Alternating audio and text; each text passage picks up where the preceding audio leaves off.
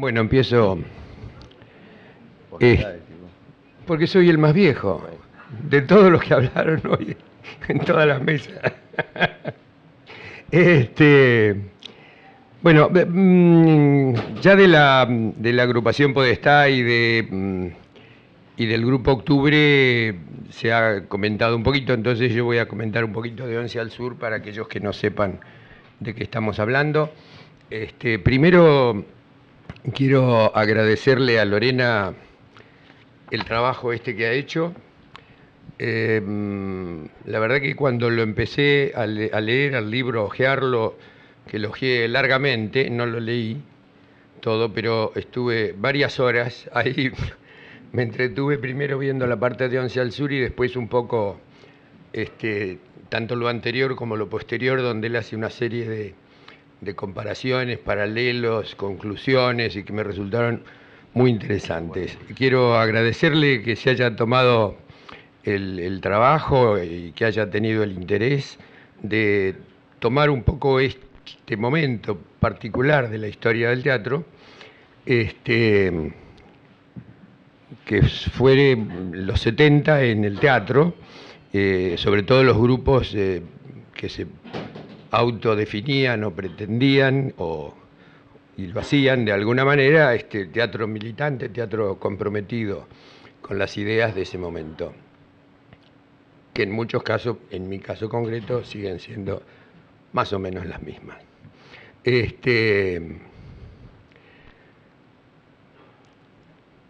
Voy a hacer una muy breve ubicación histórica del Grupo Once al Sur. El Grupo Once al Sur estaba compuesto por ex integrantes de varios grupos de teatro independiente de la Argentina. En mi caso concreto, y Lucrecia de Nuevo Teatro, otros estaban en el Teatro Florencio Sánchez, otros habían estado en el Fray Mocho, tanto Yaco como Jorge Amosa habían sido integrantes de muchos años del Teatro Fray Mocho. Había también, no recuerdo ahora, de otros grupos. A Delma le voy a ceder la palabra enseguida, y se va a acordar seguro. Y ¿qué estaba pasando en el teatro independiente en ese momento? Fue un momento donde entre el año 66 y el año 70 desaparecieron todos los teatros independientes como habían sido hasta ese momento. Yo diría que el teatro independiente como concepto, como movimiento, con sus variaciones, sigue existiendo. Pero hasta ese momento, desde el año 30, en que fue fundado por Barletta, el teatro independiente se concebía como agrupaciones permanentes, como grupos que desarrollaban una actividad permanente y que en muchos casos, en la mayoría de los casos, administraban, como decía Barletta, su herramienta de trabajo, que era la sala, o sea que los grupos tenían su sala, y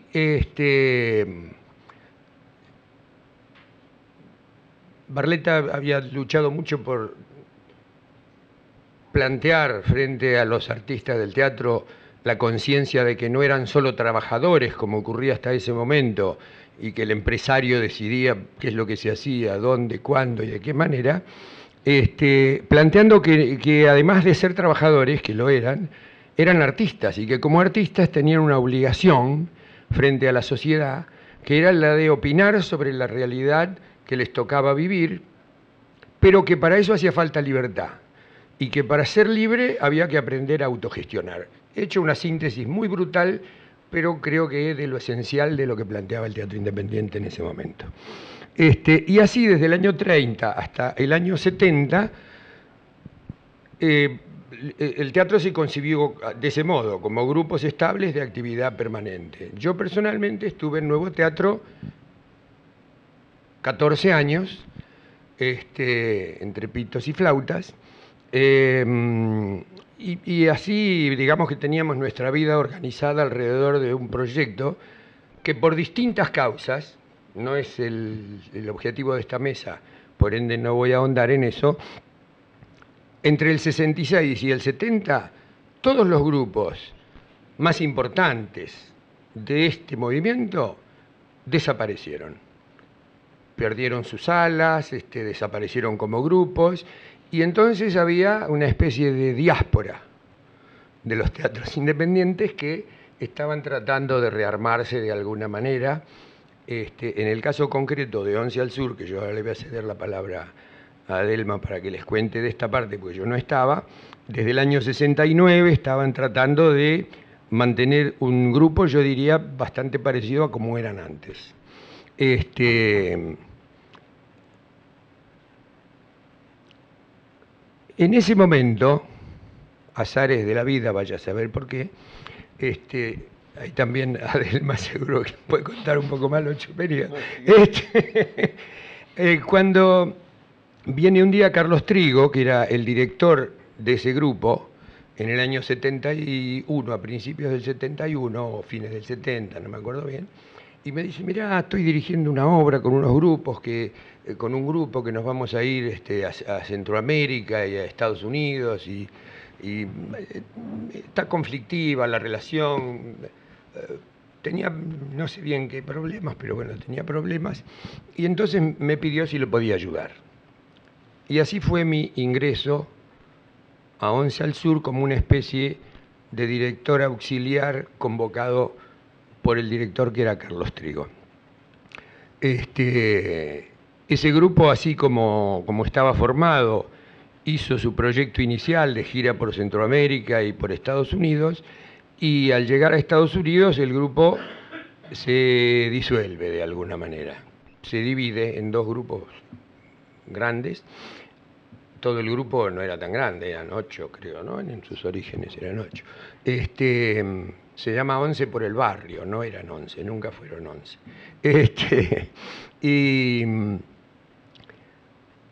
Y una parte decide quedarse en Puerto Rico, vinculado al trabajo en la televisión en Puerto Rico. Otra parte del grupo se vuelve a Buenos Aires y otra parte del grupo se queda en Nueva York.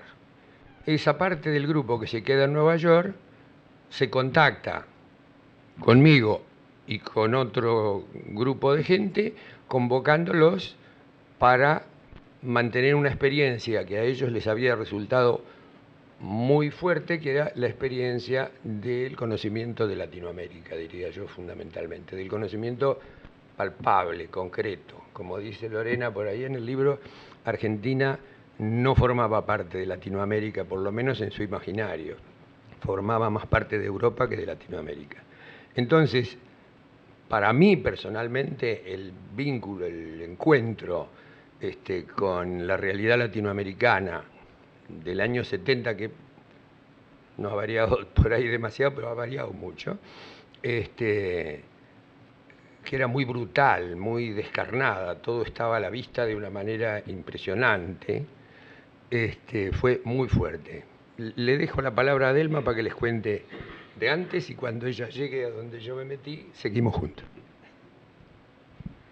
Bueno, el grupo se inició en el Casal de Cataluña, hoy Margarita Xirgu, con un proyecto interesante, una obra de Beatriz Mosquera, dirigido por Conrado Ramonet, o sea, toda gente que venía, como decía Rubens, del teatro independiente. Estrenamos en el Casal de Cataluña y al mes de estrenar clausuran la sala porque no tenía los cartelitos salida, cosa que era una excusa, obviamente la clausuraron por otras razones, y el grupo quedó como herido con esto que había sucedido en ese momento. Por lo tanto, empezó parte del grupo a pensar, probar suerte en otro lado, y fue que organizamos una gira, no les voy a contar los detalles de la organización, organizamos una gira con 15 días de actuación en Panamá y 7 universidades de Estados Unidos. Y con ese bagaje nos fuimos con el Homo Dramaticus de Adelach y obras cortas de Dragún, de Pavlovsky, La Marcha de la Bronca, que recién salía en ese momento.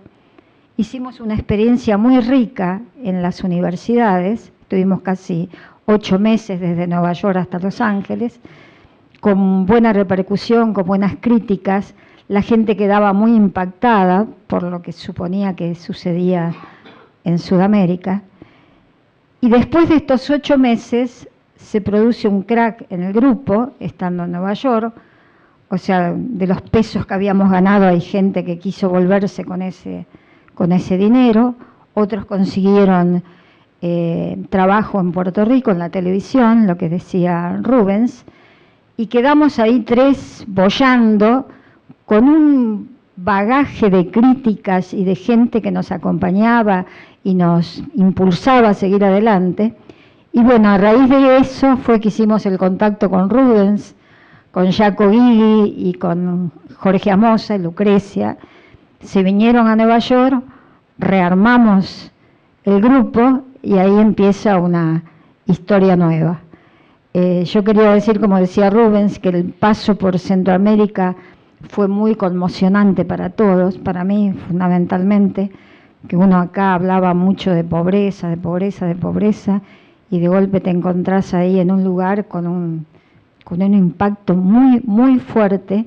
O sea que a todos el contacto con el resto de América nos dio vuelta un poco la croqueta. Fue muy importante para el grupo, para el proyecto del grupo y para dónde quería dirigirse el grupo. Bueno, después ahí agarraste la manija vos, Rubens, en Nueva York. Como director. Como director, sí, bueno. ¿Y querés seguir?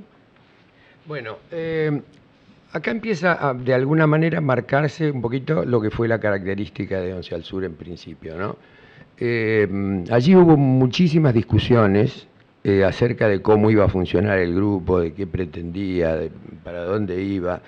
Hoy en la mesa anterior se habló de el escrito de Juan Carlos Gené sobre la cultura, que fue, recuerdo que fue uno de los materiales que yo en un momento llevamos para discutir ahí, ya más tarde, ¿no? Pero el grupo estaba organizado de tal modo que durante todo el día estaba trabajando en cuestiones vinculadas con nuestro trabajo. En general había un tiempo del día donde discutíamos materiales de carácter teórico, sobre estética, sobre marxismo, sobre cultura, sobre etcétera, teatro, lo que fuere.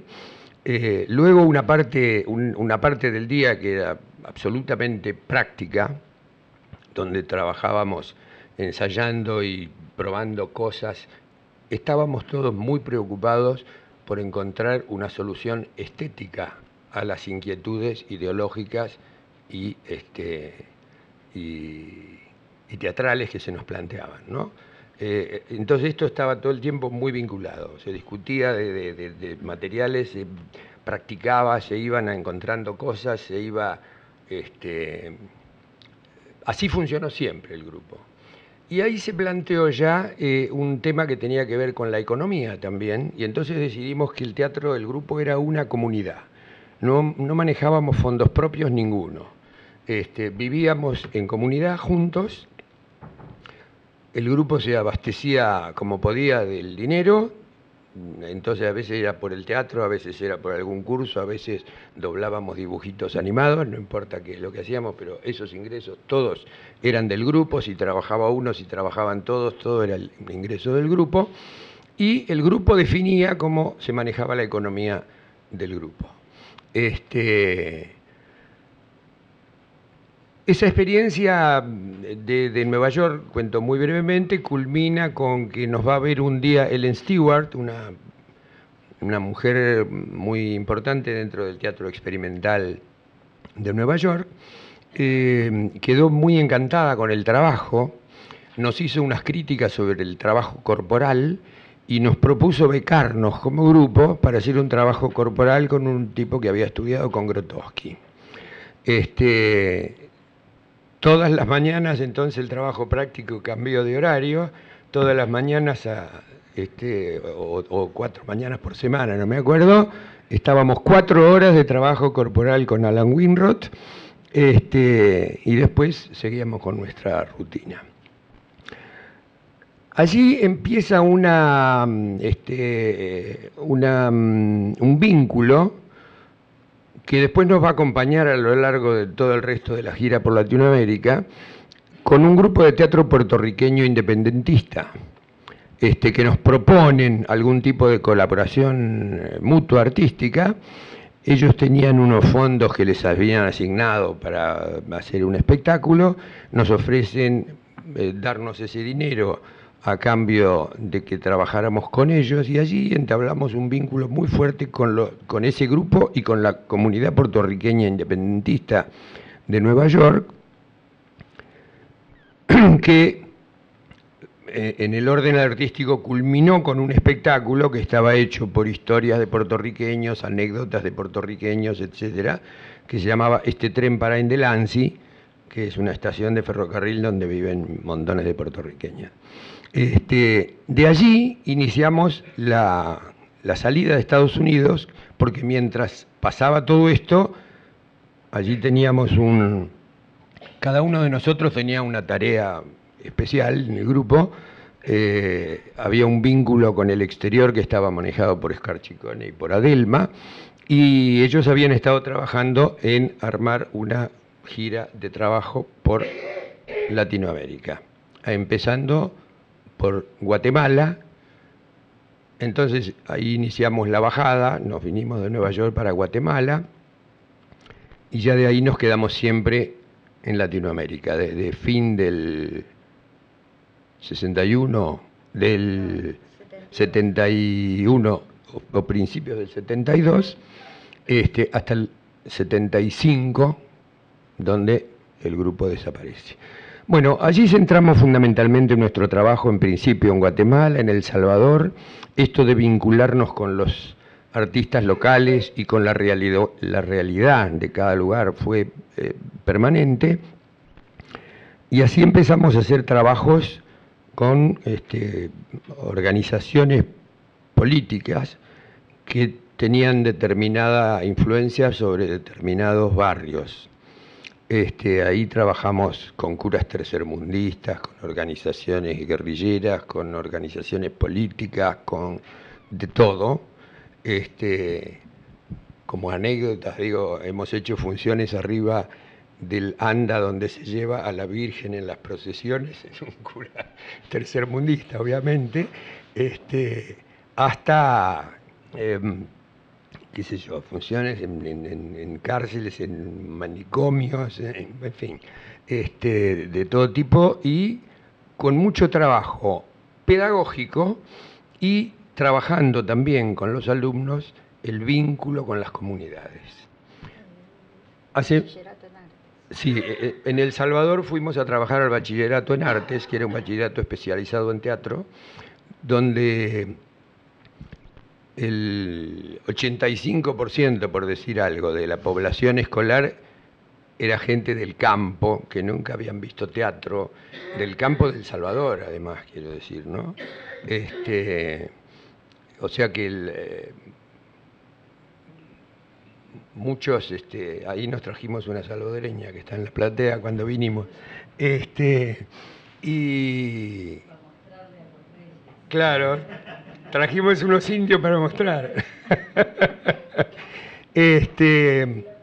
Bueno, en esa época entonces desarrollamos este trabajo en general de este modo: vínculos con organizaciones, vínculos con barrios, vínculos con todo esto, tarea pedagógica, y mucho se trabajó con los alumnos. Yo quiero decir que en esa época, antes, perdón, breve paréntesis, yo había estado trabajando con Augusto Boal cuando estuvo acá en Buenos Aires, y luego nos encontramos con Augusto en Nueva York y tuvimos un vínculo bastante prolongado y fructífero con Augusto, y empezamos a trabajar muchas técnicas del teatro latinoamericano de ese momento. La creación colectiva de Colombia, que venía de la mano de Buenaventura y de Santiago García, todas las experiencias de Boal. Habíamos estado ahí en Manizales en el 73 también, que era un hervidero en ese momento, Manizales. Me perdí. Estabas llegando. Estaba llegando de...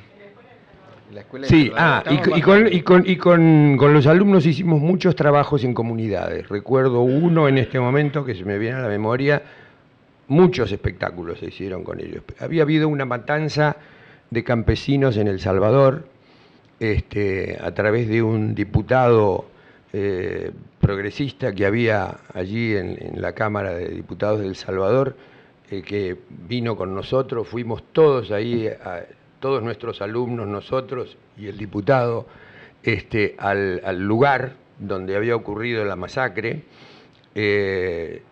Puras mujeres, tengo unas fotos que todavía las conservo porque son muy conmovedoras de toda esa situación. Los hombres habían prácticamente muerto, casi todos los de la aldea. Y las mujeres nos contaban todo lo que pasó, con fotos con las balas en la mano, las mujeres mostrándonos las balas del ejército que habían matado a los campesinos y qué sé yo. Y ese fue, por ejemplo, un material con el que se elaboró un espectáculo, que lo hacían nuestros alumnos salvadoreños y que luego se llevó por montones de lugares del interior de El Salvador. Y así otras experiencias, pero me parece que por ahora yo la paro acá. No, una cosa quería decir, que cuando nos hicimos cargo del bachillerato en artes, en la rama teatro, dentro de nuestro alumnado había muchos guerrilleros, nosotros no sabíamos nada, o sea, lo supimos muchísimo después. Estábamos trabajando con gente que estaba directamente metida en la guerra que en ese momento se estaba dando en El Salvador. Sí, la guerra vino un poco después. Esto era Pero la preguerra, sí. No, eso quería comentar. Bueno, la experiencia en El Salvador, más todo lo que habíamos hecho en este curso que nos había dado Ellen Stewart, modificó mucho nuestra parte estética, y el espectáculo que íbamos haciendo cada vez crecía más, cada vez era más demandado, hasta que fuimos por intermedio de Ellen Stewart, fuimos al Festival de Wrocław en Polonia, y ese, digamos, fue un paso importante para el grupo, porque para nosotros mismos como actores fue una sorpresa la forma en que nos recibieron en Europa. Esto fue a fin de octubre del 73, que tanto en Ginebra como en otras ciudades italianas estaba lleno de refugiados chilenos. Y nosotros en ese momento empezamos a trabajar mucho para juntar fondos para los refugiados chilenos. Hicimos funciones en Ginebra, en Florencia, el 24 de diciembre en la calle. Bueno, hoy cuando escuchaban a uno de los compañeros que hablaron antes, cuando hablaban de la alegría que tenían al hacer los espectáculos, a nosotros nos pasó que ese contacto, ese ida y vuelta tan importante, sobre todo con la comunidad chilena, nos daba realmente una energía para trabajar, una alegría, que el espectáculo iba creciendo de una manera increíble, pero yo creo que nunca trabajamos con tanta energía y con tanta alegría, ¿no? No sé si querés decir algo más. Redondeo, palabra más. Supongo que después charlaremos un poquito y por ahí surgen cosas que son más interesantes que ustedes pregunten. Lo dice por ahí Lorena, y yo compartí mucho lo que ella dice del grupo. Este era un grupo atípico en este sentido, era un grupo muy comprometido políticamente, o ideológicamente, yo acá traje dos materiales del grupo de aquella época, y las críticas son muy impresionantes porque todas dicen eso. Hablan de un grupo político y al mismo tiempo hablan mucho de la estética de ese grupo político. O sea que éramos un grupo que por un lado teníamos un trabajo que tenía mucho que ver con la tierra, con estar en contacto con los grupos de campesinos, con hacer funciones en los barrios, con hacer funciones en poblaciones pobres y miserables, diría, y al mismo tiempo tener un cierto prestigio estético en los festivales, qué sé yo, era una cosa medio rara para nosotros también, pero esta era la realidad. Era el sentido de la vida. Era el sentido de la vida. ¿Cómo que es raro? verdad. Era el sentido de la... Pero esa dualidad para nosotros era, por un lado, muy apasionante, por otro lado nos ponía todo el tiempo en contradicción. Claro. Todo el tiempo en contradicción. Bienvenida la contradicción, ¿no? Bueno, yo creo que no tengo mucho más para decir, salvo lo que surja de la charla luego. Le cedo a Acá tengo. Lindor. Bueno, yo escribí unas cosas que después se las voy a leer porque Lorena había pedido en el mail que escribieran alguna anécdota, si queríamos. Yo escribí. Primero le digo, yo pertenecí al Libre Teatro Libre, un grupo que se formó a partir de alumnos que entramos en el año 69 a la Escuela de Teatro de la Universidad de Córdoba. Al año y medio, la echan a nuestra profesora mentora, que fue María Escudero, y el grupo se va de la escuela, deja de pertenecer a la escuela y conformamos el Libre Teatro Libre en el 70.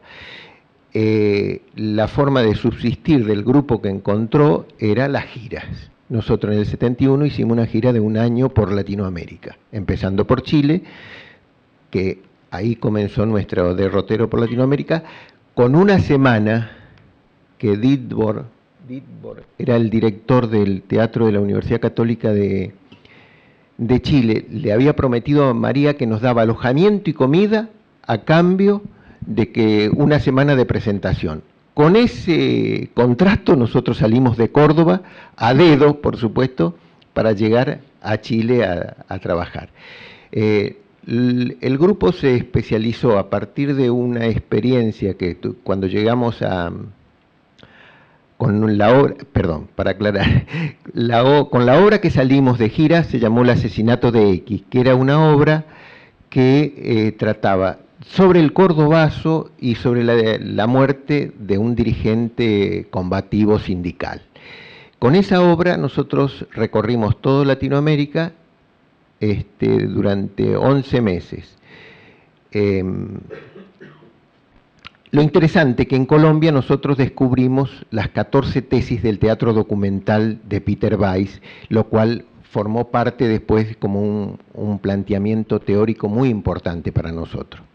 Yo le voy a leer una cosa que escribí que se llama Reestructuraciones, que da sentido a las cosas que estaba diciendo recién Rubens, en el sentido de la metodología de trabajo que teníamos. Dice, una cosa es hacer teatro popular desde el laboratorio, y otra es hacerlo en el terreno, o a decir del filósofo, en el barro.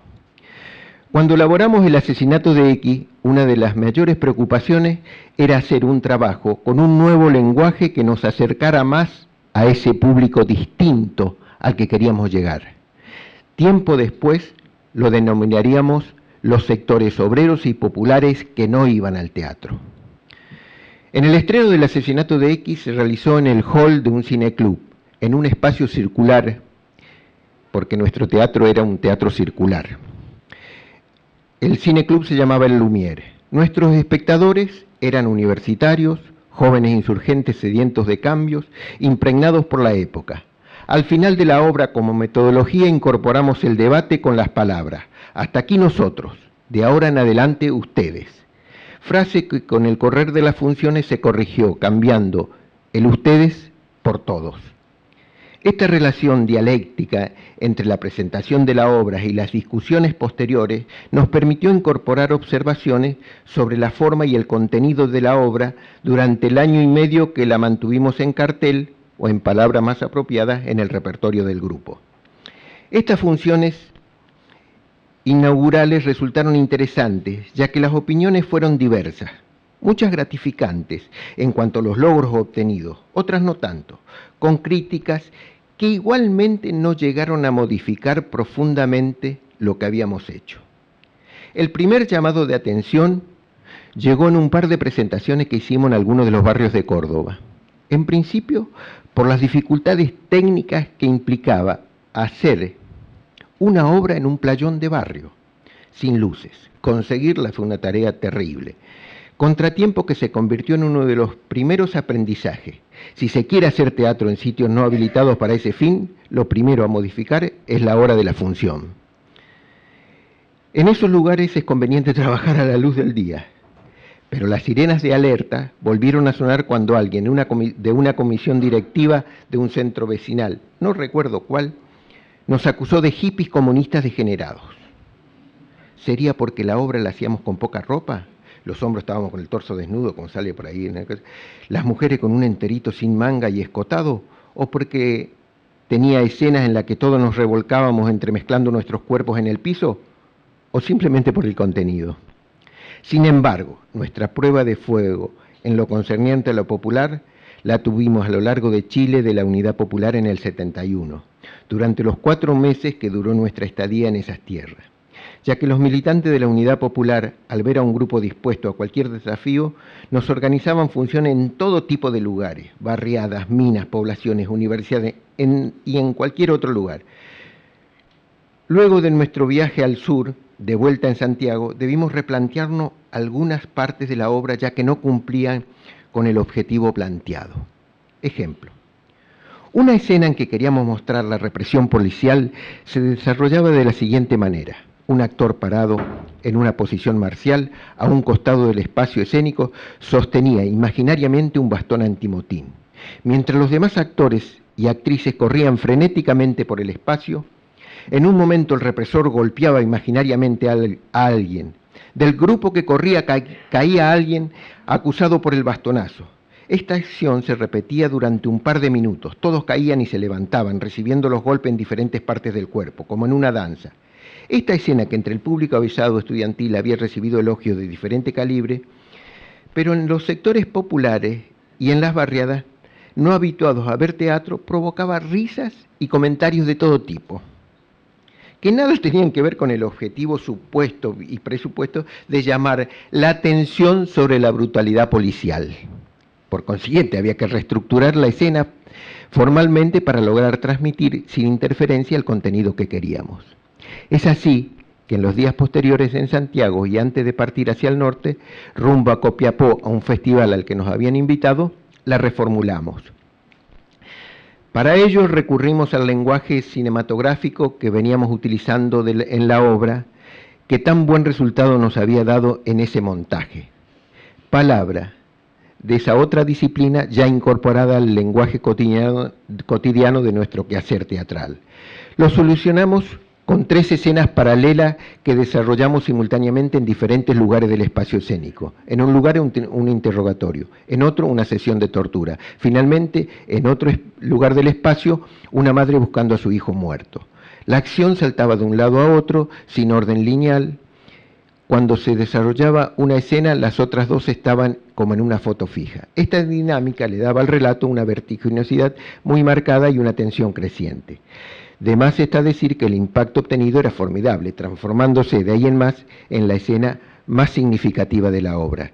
Este recurso de replantear las partes de la obra en función de los objetivos propuestos, que el mensaje fuera claro, conciso y estético, de acuerdo a los comentarios y observaciones directas que teníamos con el público, nos llevó a hacer 5 reestructuraciones del asesinato de X. La última de ellas antes de ir a Colombia al Festival de Manizales del año 71. Vos estuviste en el 73, nosotros también. El concepto de obra abierta, tan en boga en ese momento, no era solamente un concepto teórico, sino que estaba enraizado en nuestra práctica concreta, tanto así que todas las obras del Libre Teatro Libre que hicimos a posteriores fueron reestructuradas después del estreno siguiendo los mismos principios metodológicos.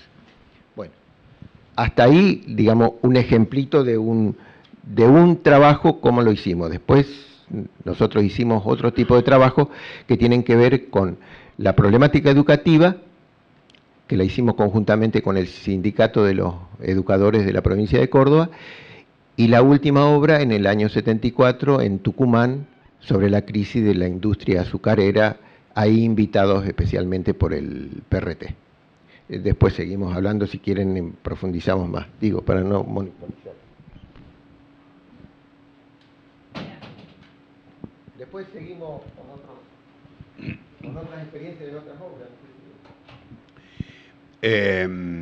Bueno, ante todo, algún comentario sobre el libro mismo. Me parece que es un...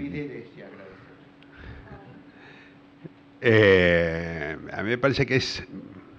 Yo sé que laburaste mucho tiempo en esto, ¿no? Que te pusiste muchos años a esta investigación. Cuando uno lee el libro se ve en esos años, se ve ese trabajo, se ve la investigación, pero además me parece que hay algo interesante en cierta síntesis que encuentra el libro en relación a lo que era el teatro y lo que era esa época. Me parece que es un libro que se puede, que allí podemos leer el teatro, pero también podemos leer la época misma. El título está implícito, pero que hay una voluntad de poder leer la época. Y me parece que en ese sentido es un libro necesario, es un libro que cumple una función.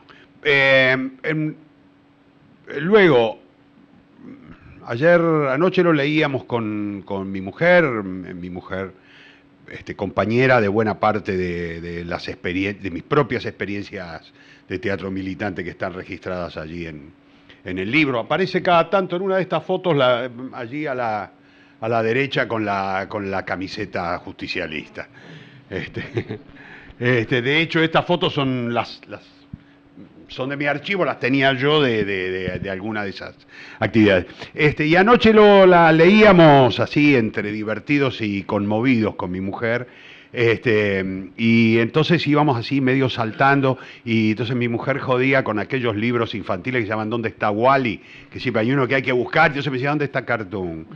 ¿Dónde está Cartoon? Cartoon está en todos lados. Me dice, figuretti del teatro militante, ¿no? Así como una cosa así de Augusto Walsi, en el grupo Machete con Augusto Walli, y después en las murgas de Pino Solanas y en La Podestá, y en los grupos que salen de La Podestá, en el querido grupo Cumpa, que yo creo que fue el verdadero germen de todo lo que hemos hecho luego con Ricardo Talento, y en el Cancionero de la Liberación, y bueno, así como una especie de presencia ansiosa, ¿no? Como una especie de necesidad militante esta. Y de todo esto yo creo, bueno, del grupo Cumpa se habló, en La Podestá naturalmente, en los dos espectáculos de La Podestá como eje de todo esto, que de hecho no era un grupo de teatro militante, sino una agrupación dentro de la cual se fomentaba la aparición de estos grupos militantes, y nosotros formamos parte de distintas hipótesis dentro de La Podestá. Pero dentro de esta actividad hubo una que yo creo que no fue mencionada. Yo creo que bueno, del grupo Cumpa se habló en la mesa anterior, ¿verdad? Digo, ya no tendría mucho sentido abundar sobre lo que se ha hablado, pero hay una experiencia que a mí me parece que es digna de mención, que fue la Compañía Nacional de Teatro, que fue una utopía del Negro Carela. Que era una de esas, me parece que esas hipótesis de ruptura un intento de romper algo y también de tratar de juntar algo, de tratar de crear algo que amalgame una serie de cosas. Por ejemplo, crear una compañía que pueda funcionar como tal a la manera de las viejas compañías, con un repertorio, pero que en cambio de hacer teatro en sala, hiciera teatro los domingos en un club, después de hacer un asado y servirlo al público, ¿no? Cuando hace unos años vino al FIBA aquel espectáculo extraordinario de la Mushkin, y entre obra y obra el propio elenco servía la comida, y yo tenía la sensación de si habremos cortado lechuga con talento. No, si habremos cortado lechuga, eso de tener que estar a las 7 de la mañana en un club para preparar primero la comida. Había algo como una especie de raro convivio, diría el inefable Dubati. un raro, ¿no? Como una cosa muy extraña, muy curiosa, muy singular en este intento del negro de incorporar el teatro a la comunidad de una manera inédita, de una manera distinta. Entonces el evento era ir a la mañana, hacer una serie de actividades de entretenimiento y convivencia con el barrio. Se hacía desde campeonato de truco hasta carreras, después preparar el asado, después servirlo, y luego hacer algunas actividades de descanso y luego presentar la obra y con eso terminar.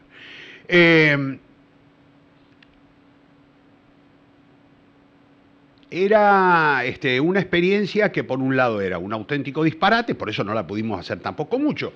Tenía una ambición tan extraordinaria y por el otro lado, yo tengo la sensación que fue una experiencia que a mí me marcó en toda mi producción posterior, que hubo algo que surgió de esa experiencia, de esa sensación de que el teatro en realidad podía compartirse de una manera diferente. Yo venía de compartir un teatro espontáneo con Augusto Boal o hacer las experiencias del grupo Cumpa. Recién acá mencionaban, qué curioso, mencionaban el Manizales del 71 y el 73. Con el grupo Cumpa estuvimos invitados en el 75. Yo creo que vendimos hasta los zapatos para poder comprar los pasajes, y cuando teníamos los pasajes comprados nos llegó el telegrama de que se suspendía porque estaba en el medio de un quilombo político en Latinoamérica que ni ellos podían ni nosotros. Creo que fue la gran explosión a partir de la cual también empezó la desbandada. Y justo en ese momento aparece la experiencia esta de los asados con teatro de la Compañía Nacional.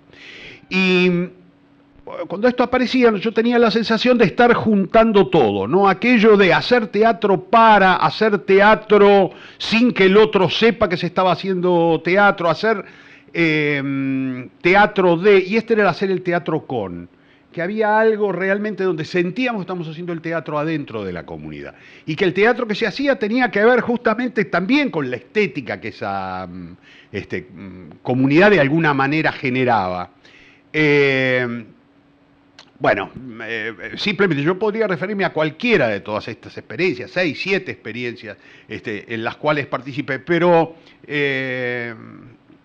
me parece que como cierre y habiéndose hablado ya de todas, cerrar con lo que fue esa otra, que era el intento también de meter lo profesional en otro campo. ¿Qué pasa con lo profesional metido en un club?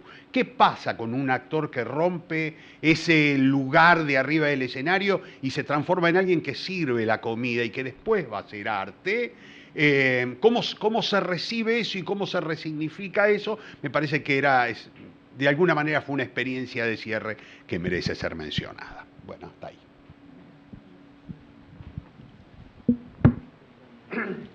Yo si quieren agrego algunas cositas porque repasando un poquito me di cuenta que me salteé alguna cosa importante, como cómo se deshizo el grupo, por ejemplo. Otro tema. Claro. Encontré también acá, que traje este librito, un bocadillo que es como se llama Objetivos del Grupo. Lo leo porque me parece que refleja bastante del momento histórico en que eso se hizo. Y también les cuento una anécdota anterior, que con esta idea de ir haciendo cosas en los países que íbamos con la gente del lugar, en Guatemala hicimos una fuente ovejuna con 75 actores guatemaltecos, más los 6 actores del grupo que intervenían, 82 actores, más caballos, bueyes, burros, perros, ovejas, de todo. Les leo este parlamento que es cortito, Objetivos del Grupo. Dice: nacimos teatralmente con algunas claras formaciones.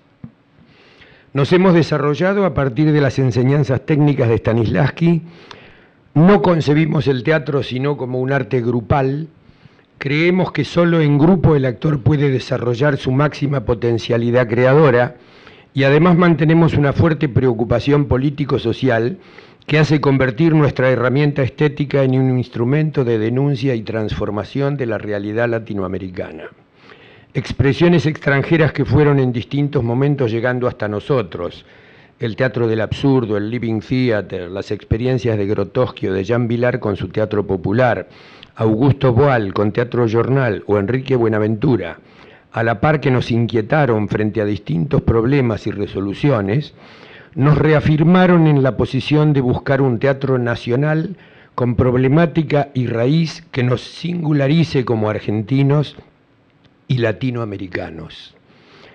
Con orígenes teatrales comunes, con una experiencia con una preocupación político-social, viviendo en una sociedad opresiva que condiciona y destruye al hombre, sentimos la necesidad de expresar esto teatralmente y de unirnos en grupo para buscar nuevas formas que reflejen nuestra realidad de país subdesarrollado. En este sentido, hemos intentado plantearnos un repertorio que muestre a un hombre y una sociedad que conocemos y transitamos con un lenguaje verbal también argentino y no español, pensando que nuestro contenido universal podría exponerse solo internándonos profundamente en nuestra particularidad nacional. Lorena retoma mucho esto de que siempre decimos argentinos y latinoamericanos y que incorporamos esta palabra, ¿no? Y recién cuando hablaba Mauricio pensaba cómo también el teatro siempre recoge las experiencias anteriores, porque cuando él hablaba del asado y de la propuesta de Carela del asado, me acordé de las primeras funciones del grupo Catalinas que hacían ahí en la Placita Malvinas, que eran una choriceada, una fiesta popular con parrillada, y que después de la parrillada, con la panza llena, recién empezaba la función. Que es como retomar esa experiencia unos cuantos años más tarde. Bueno, lo cierto es que, como no lo dije, pero el grupo estuvo en gira más de 4 años ininterrumpidamente. A partir de ahí, y con esta mezcla de cosas, por un lado el barrio, el trabajo con las bases, con el pueblo en sus lugares, y por otro lado con un cierto prestigio estético internacional a través de los festivales, podríamos haber seguido así toda la vida, viviendo de los festivales y trabajando en los barrios. Pero ahí se planteó, la realidad siempre es más rica y más interesante que todo lo que uno pueda pensar. En el grupo, a algunos, yo entre otros, nos empezó a pasar que en la Argentina, en ese momento, mientras nosotros estuvimos 4 años y pico de gira, acá apareció Cámpora, cayó Cámpora, vino la reacción, y en el 75, cuando ocurre esto que les estoy contando, ya estaba la AAA, ya se habían ido un montón de actores, y yo sentía que no podía seguir viviendo en el extranjero. Ahí entre nacional y latinoamericano me agarró lo nacional. Dije, no puede ser que esté pasando todo esto allá y que yo esté acá. Me empecé a sentir extranjero en todos lados, que es lo peor que a uno le puede pasar en la vida, sentirse extranjero, ¿no? Y entonces ahí hubo en el grupo una parte del grupo que pensaban en volver y una parte del grupo que, sabiendo lo que estaba pasando también, que había empezado una reacción de la derecha y que estaba empezando a haber una represión y qué sé yo, no querían volver y querían seguir manteniendo el grupo como era. Esto llevó a una división. Los que nos queríamos volver nos volvimos, los que se querían quedar se quedaron. Así desapareció Once al Sur. Después siguieron experiencias individuales, los compañeros, queridísimos compañeros con los que compartimos toda esa experiencia. Se intentó rehacer acá el grupo con algunos integrantes argentinos, pero ya volvimos en el 75, las cosas no eran fáciles. El 24 de marzo del 76, el día del golpe, nuestro compañero Jorge Amosa, que había vuelto con nosotros, había desaparecido Y yo recuerdo que todo el día 24 de marzo me lo pasé con un amigo que tenía un taxi que nos iba llevando por todos lados tratando de averiguar dónde estaba Jorge Amosa. Jorge después apareció, había estado secuestrado una semana en Coordinación Federal. El 24 de marzo fue el día del golpe. El 5 de mayo... No, el golpe fue el 24 de marzo. El 5 de mayo un grupo parapolicial cayó a mi casa a las 3 de la mañana. Yo entré a mi casa mientras estaba la gente ahí, me fui, no pasó nada por suerte. Entonces ya toda posibilidad de pensar en un teatro popular y todo eso se fue al carajo. O sea que el grupo nunca se rearmó, desapareció de esa manera. Y todos hemos seguido nuestra ruta.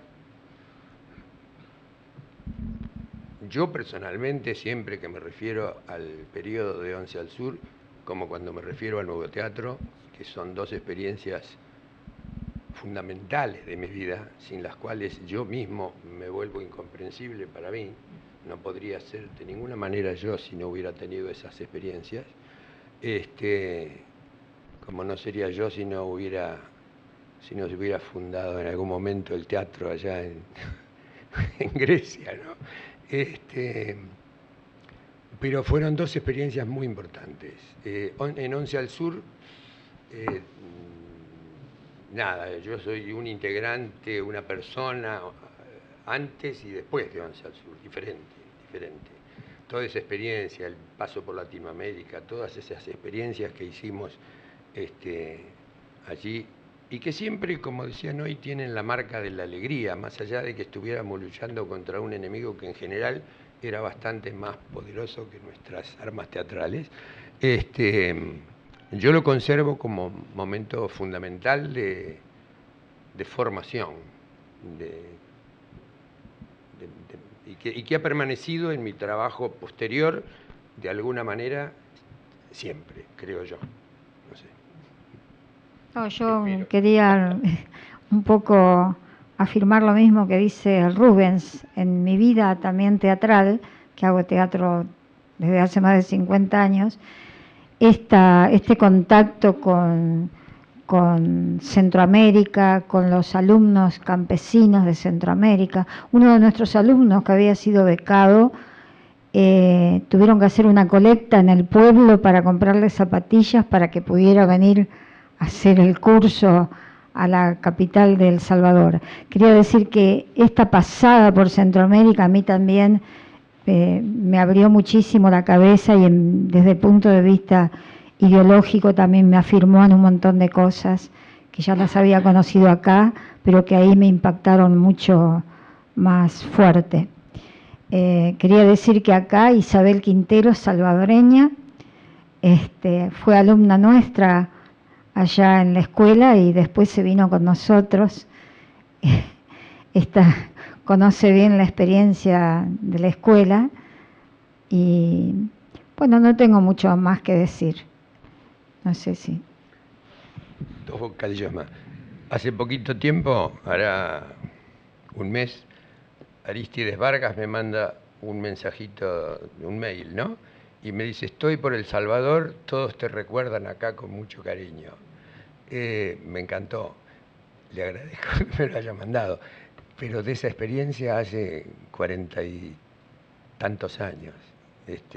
Todavía se acuerdan, yo me alegro mucho que se acuerden.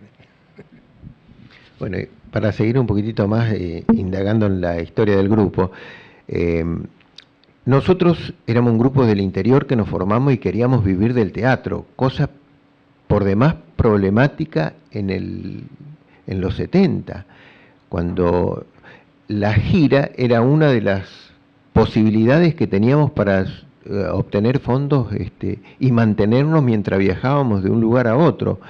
Es por eso que nosotros hicimos 4 giras con el grupo.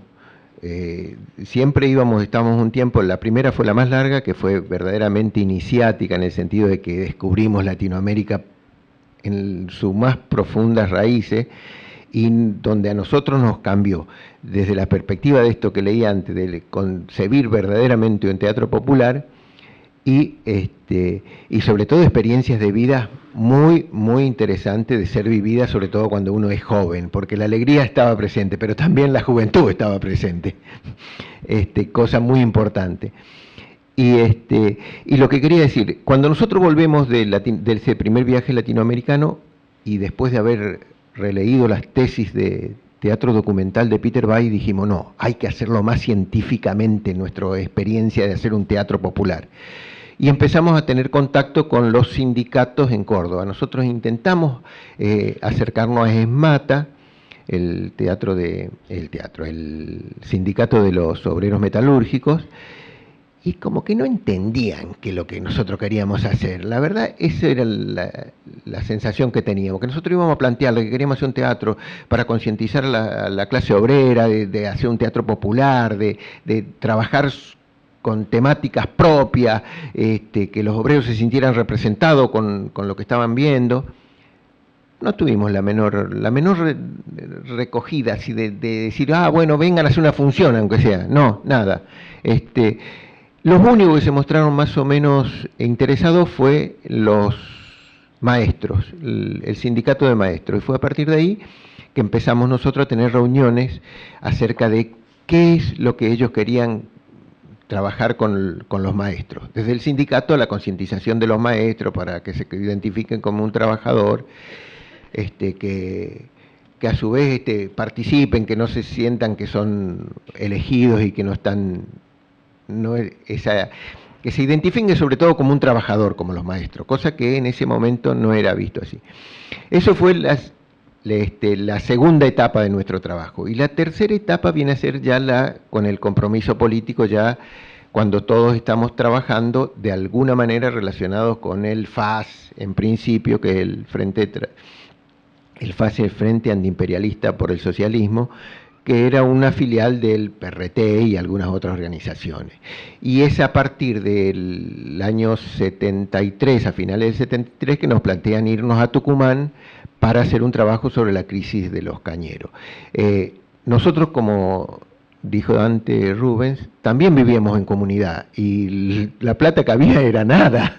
Entonces vivíamos de un lugar al otro, parando en casas que a veces nos prestaban, a veces llegábamos a un lugar y teníamos que alquilar por un par de meses una casa o una piecita en un hotel, y todos vivíamos verdaderamente en comunidad y como se vivía en aquella época también, digámoslo en esos términos. Mucho de hippie también, veníamos como de la cultura así de la comunidad, donde todos teníamos que lavarnos la ropa, cocinarnos, que aprender a cocinar, porque ese era otro tema, cómo hacer la comida para todos. Eso fue un aprendizaje muy interesante.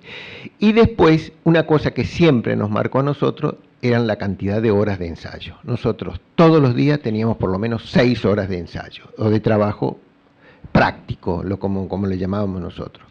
O sea, que trabajábamos con el cuerpo, aparte de las discusiones políticas, aparte de todo, había que ensayar, había que hacer teatro. Y esa era una cosa que era un hito importante en nosotros. Yo tengo otra cosa para leerles, si quiere les leo otra cosa que escribí acerca de María Escudero. Yo digo, 2 enseñanzas de María Escudero. Las 2 relacionadas en tiempo y espacio. Una como maestra y otra de vida.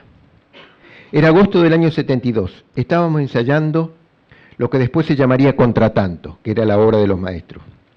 Teníamos todo lo necesario para hacer la obra, las largas charlas con los maestros de la Unión de Educadores de la provincia de Córdoba, quienes nos acercaron los temas que debía tratar la obra, y las observaciones que habíamos hecho in situ en las escuelas. Contábamos además con un lugar para ensayar, que lo conseguimos en el ASIC, en la avenida Maipú, en Córdoba, una asociación judía donde la encargada nos daba la llave. A pesar de tener todo para hacer la obra, no llegábamos a la forma adecuada y satisfactoria para decir aquello que queríamos. Ensayamos todas las tardes, varias horas, durante meses, pero no lográbamos encontrar el cómo. Encontrar esa dupla de forma y contenido nos estaba resultando particularmente esquivo. sabiendo que cuando se logra se transforma en una unidad indisoluble. Una tarde nos encontramos discutiendo sin poder aclararnos cómo seguir, cuando María nos dijo a todos: lean Terror y miseria del Tercer Reich de Brecht. Durante los 2 o 3 días siguientes nos abocamos a esa tarea, que fue profundamente reveladora. La estructura de la pieza de Brecht muestra las distintas facetas del nazismo a través de varias escenas unitarias en las que se presenta toda la variabilidad y complejidad del tema. Fue un hallazgo. A partir de eso fue todo fácil. Se hizo una estructura conceptual con lo que teníamos que decir y se la fue rellenando con escenas e improvisaciones que habíamos realizado durante todo ese tiempo. Lo que faltaba lo pudimos llevar a cabo rápidamente. Es así que en 15 días teníamos la obra terminada y la estrenamos el 11 de septiembre, Día del Maestro, en la sede de la Unión de Educadores de la provincia de Córdoba. Cabe aclarar que ese día también era el cumpleaños de María. Antes de esa fecha caminaba con ella rumbo a un ensayo y ante la proximidad de su cumpleaños le pregunté: ¿cuántos cumplís, María? 45 por... ¡Qué vieja que sos! Me miró mientras marchábamos con unos ojos saltones que parecieron salirse más de sus órbitas y me dijo, como al pasar: mejor ser viejo y sabio que pendejo y pelotudo. Seguimos caminando sin hablar las 3 cuadras que faltaban para llegar a la SIC. Mientras yo iba pensando, pendejo y pelotudo, pendejo y pelotudo. Lo de pendejo, bueno, no estaba tan mal, con eso con el tiempo se corregiría. Además, a los 21 años no me preocupaba. Lo que me preocupaba era lo pelotudo. En eso había que trabajar. Sobre todo para no darle la razón a Bracén en su canción que dice: la edad no tiene nada que ver, hermano. Cuando se es un huevón, se es un huevón. Ya se tenga 20 o se sea un anciano. Si se es un huevón, se es un huevón. Hoy, con más de 60, decirle a alguien de 45, qué vieja que sos, la verdad, qué pelotudo. Sobre todo, habérselo dicho en ese momento a la persona que acababa de darte las herramientas para poder hacer lo que quería.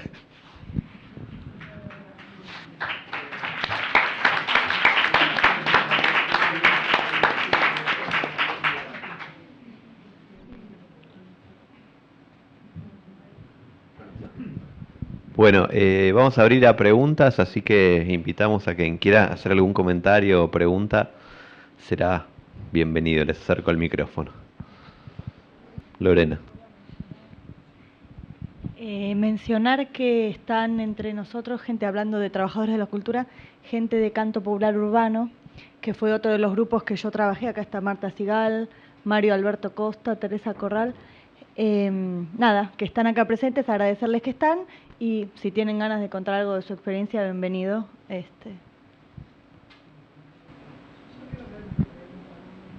Sí. Cuando se habla de trabajadores de la cultura, y no es una pregunta mía, es una pregunta que se hacía al negro, ¿trabajadores de qué son los otros? Los que hacen un mate, una silla, un mueble, un vestido, ¿no son hechos culturales también? Por supuesto que sí. Entonces, ¿por qué se dice trabajador de la cultura al actor únicamente? No, yo creo que era para diferenciarnos en el sentido entre lo popular y lo elitista. El decir trabajadores de la cultura era... Un trabajador nada más. Y no en cultura, sí, bueno, sí, yo estoy de acuerdo con lo que dice. Me parece que desde el punto de vista antropológico es lógico que todo alguien que trabaje con las manos es un creador de cultura.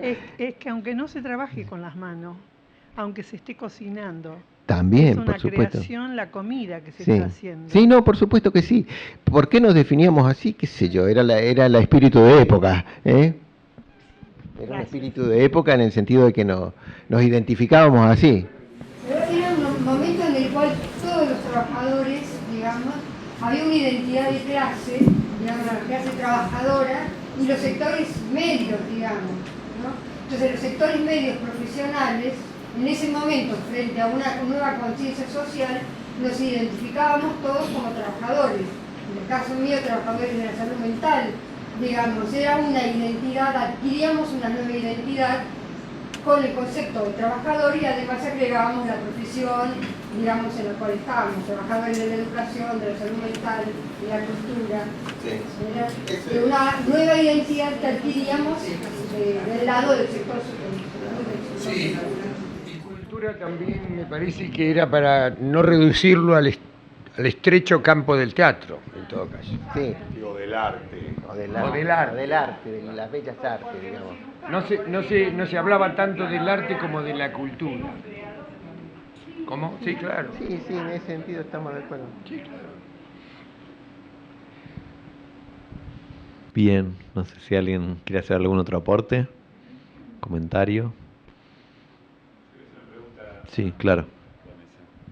Sí, bueno, ellos con toda la experiencia que vivieron, encuentran qué ecos se encuentran en experiencias actuales.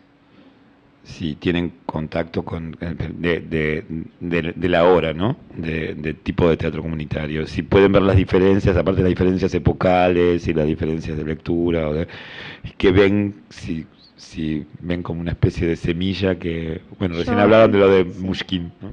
Yo quería haceros justamente una invitación.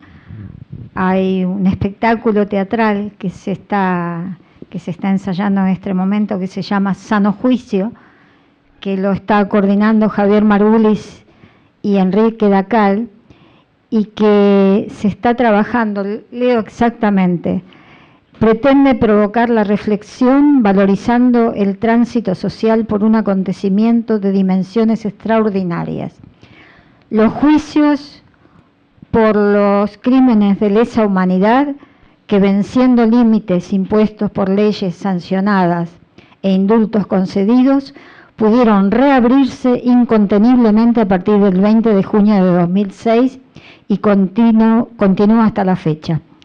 Sano Juicio es un espectáculo multitudinario, alrededor de 80 actores organizados en cooperativa, que utiliza como soporte excluyente de su guión documentos de nuestra historia y los diferentes relatos de los hombres y mujeres que con su testimonio revelaron ante la justicia el macabro plan de terrorismo de Estado implementado por la última dictadura militar argentina.